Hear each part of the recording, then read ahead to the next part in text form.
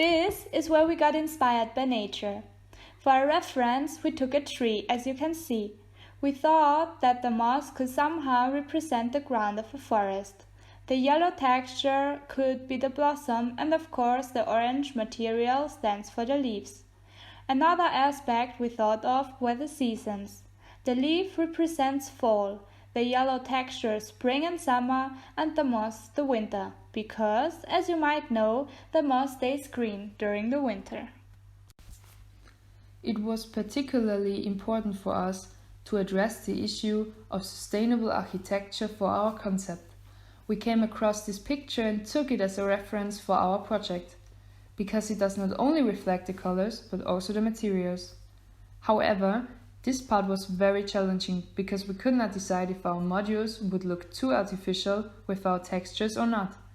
Our ideas drifted from famous graffiti from Henrik's to Mario Kart routes, especially the Yoshi world, and far more. Nevertheless, we had to choose this picture because no other could resemble our work just as this one.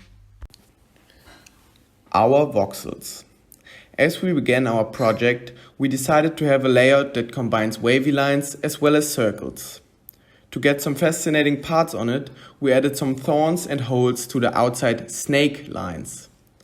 For our catalog, we experimented a little with the connecting voxels.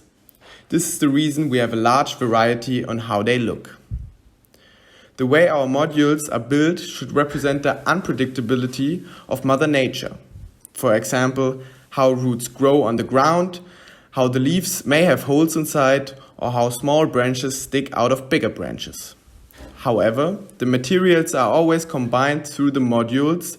The leaves are never apart from the stick. I have chosen a very tall module.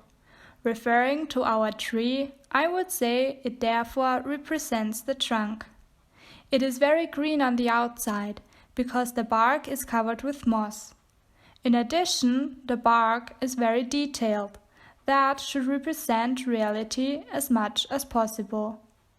A characteristic of my module is that it's not only just straight as a trunk you might think of. This is why it not only has some snaky and zigzag turns, but also some spaces that were left out to create imperfection. In addition, I wanted to show that not each side of the trunk looks the same. Inspired by the branches of trees, we decided to have both fragile and solid structures in this module. To show off the lightness of the branches, we tried to create a lot of movement. At the same time, we wanted to mimic the feeling of freedom that the branches growing into the sky convey, and created more open spaces and flowering elements. In general, my module shows a cube that represents the center of a tree. It is the basis for all further courses of a tree and can be used everywhere. The voxels of my module consists of round and angular elements to display the numerous facets of nature. Module D is mostly inspired by winding plants like ivy or grapevine. The elegant curves on both sides point out the delicate details of the construct. The module is symmetrical because I wanted to integrate the symmetrical aspects of nature into my construct. The sharp edges should represent the man-made part of the object.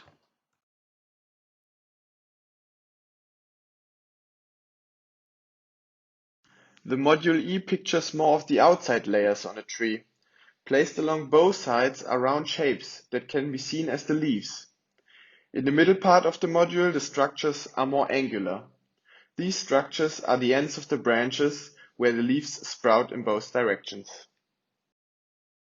Our idea was a new interpretation of a tree. We are very happy that through the different animations, our diverse layers and various materials can be seen. As we started our game, we decided to refer to the imperfections of nature, like roots which grow naturally in different directions. Another example for our aggregation is ivy which climbs up on everything and grows on every surface. It should represent the strength of nature which stands up against the man-made buildings. It should not be a park for the people who lives in the city. It rather more should bring a part of nature, forest, woods, leaves into the city. Now here's a question. What do you think? Would you rather look at a big grey massive bunker or at our elegant construct which reminds you of beautiful nature?